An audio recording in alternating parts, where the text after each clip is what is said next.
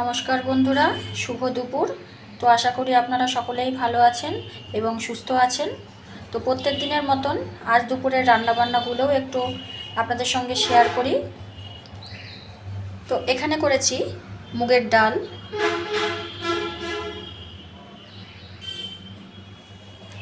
এখানে ছোট ছোট করে বেগুনি করেছি, এখানে আলু পোস্ত করেছি,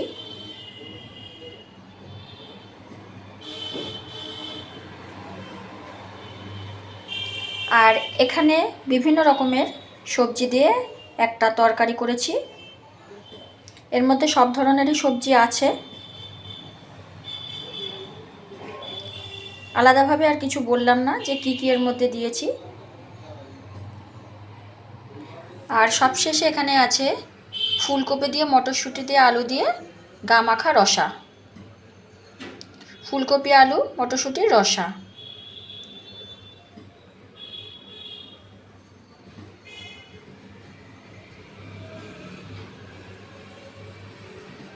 তো এগুলোই ছিল আমার আজকে দুপুরের মেনু।